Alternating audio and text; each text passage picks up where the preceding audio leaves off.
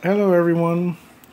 This video here is to show you how to tear down and repair the Puffco Plus chambers. As you all know, these chambers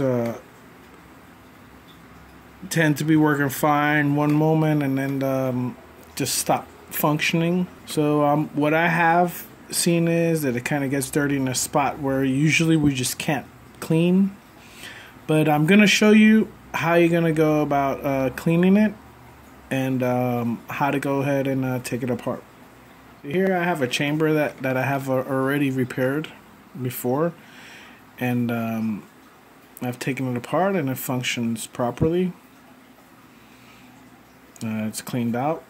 But these are the tools you're going to need here. You need your chamber that's damaged. You would need any type of tool. Maybe I use the dabbing tool because it has this rounded part right here, and this rounded part helps us to open it up without damaging the chamber. Okay, I'll show you how it goes right now. And also you're gonna need a pair of tweezers, and you're gonna need a little needle. It could be any type of needle, you know. You could squirt in places that you need to squirt and scratch and clean. Okay, basically what you're gonna do is you're gonna get your chamber here, and you see here that there's this lip right inside here.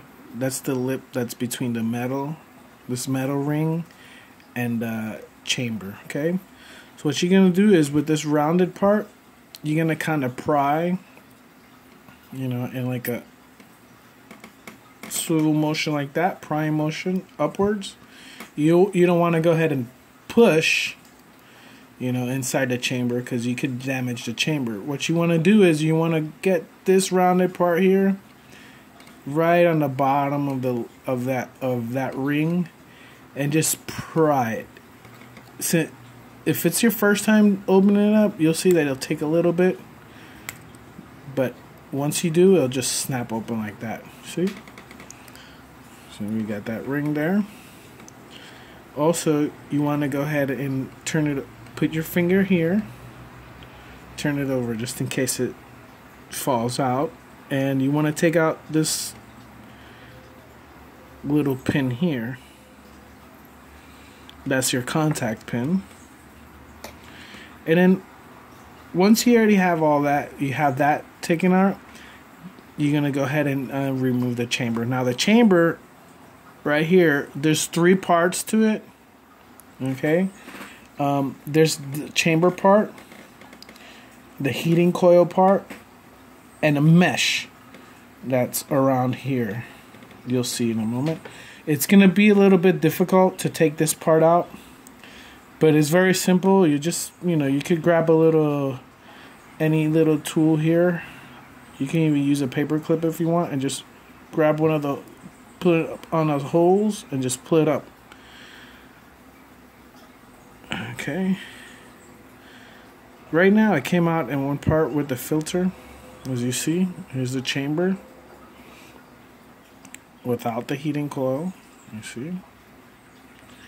And this here is a mesh part, you'll see. This right here most likely is going to be very, very dirty. So you want to clean this up as much as you can because it does get really dirty.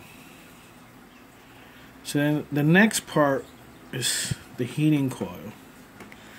So since we already pulled out the pin, the heating coil will just slide out easily if it's not, you know, full of wax. If it is, then you just pull out your tweezers and you just try to grab the pin here and just pull it up. So the whole trouble I've realized with this is this part right here. It does seem like it's still dirty, right? But I've cleaned it up out as much as I can.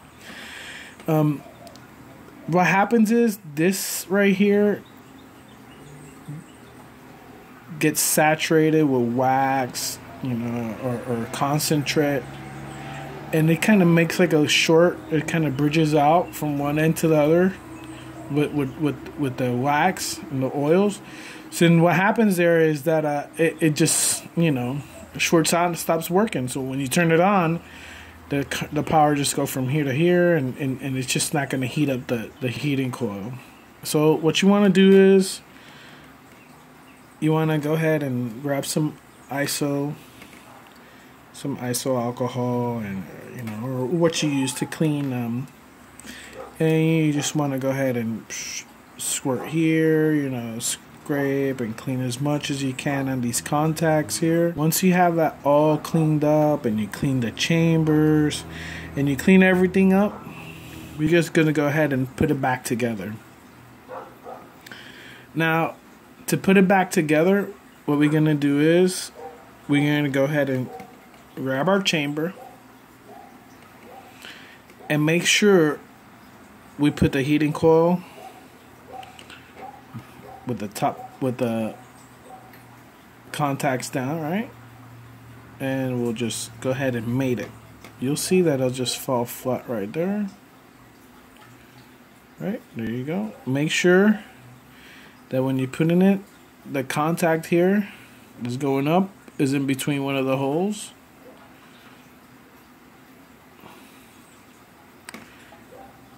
And then we'll just go ahead and put this up here. And you kind of squeeze the mesh around there. This is obviously after everything's all cleaned up. It's gonna work. It's gonna fit in nice and perfect. Okay, kind of like to fit it around there. Squeeze it a bit on the contact, because this mesh here serves like a dual purpose. One's a mesh so that all the oils and the wax doesn't seep in through there and they just get full over here. And the other is also to make as a contact, okay, on the wall here. So now, I forgot to mention in here, there's two parts. There's a ceramic kind of foot there, and you want to make sure that once you clean it out and you put the foot's facing upwards. And underneath that, there's a rubber seal also. So now, the tricky part here is when you're putting it back together, because you want to make sure that this contact that's going downwards falls in between here into that hole right there. You see this contact here?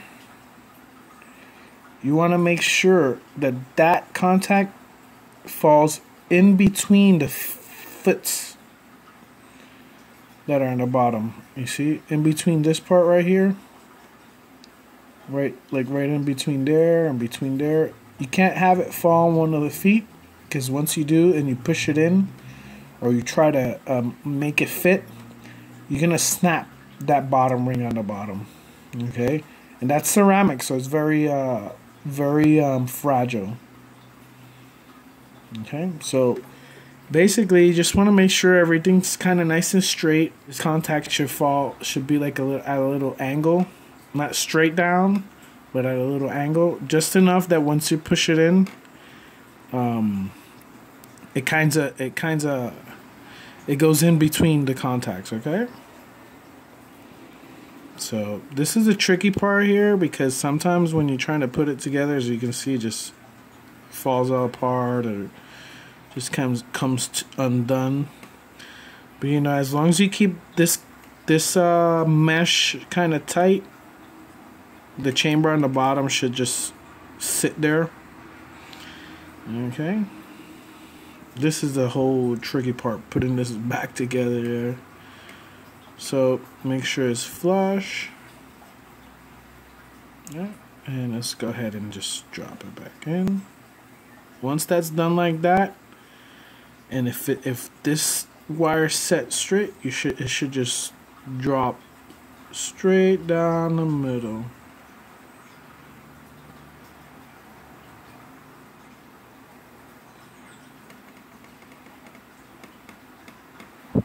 As you can see, the chamber kind of looks like it's flush with the top.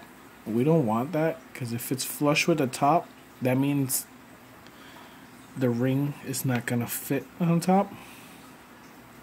And if if you force it, it is gonna break, and we don't want that, right? We want to repair it. We don't want to break it anymore. So sometimes what happens is that the pin on the bottom doesn't fall straight in the middle. So you just want to kind of take it all apart. And you'll see this, that's the most troublesome part. Get all this part back together. So just give me a moment here so I could just do it real quick like. And get this set for you. You want to be very careful, just take it out apart again and just put it back together. It is a little troublesome sometimes,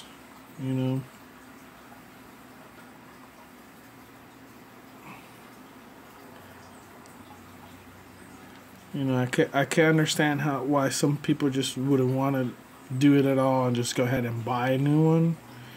But I mean, hey, if you can repair it and it still functions, you could take it apart and just clean it out. It's gonna work again, just like new, just like new. Pay $30-$40 for a new chamber, and maybe like 15-20 minutes of your time, you could just clean it up and rebuild it.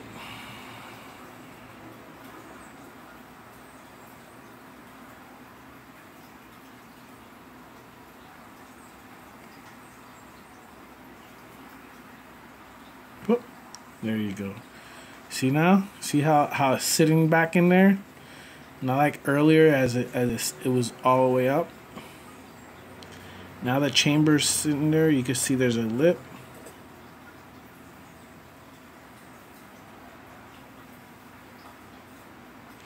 That lip there, so that you can put this back in there. And it just basically snaps back in. Okay. And then what you're gonna do is, when you put it back together, make sure that the little pin is kind of sticking out or really close to the rubber and the edge area. So once that's there, make sure the pin's out there. You're gonna go ahead and attach this pin.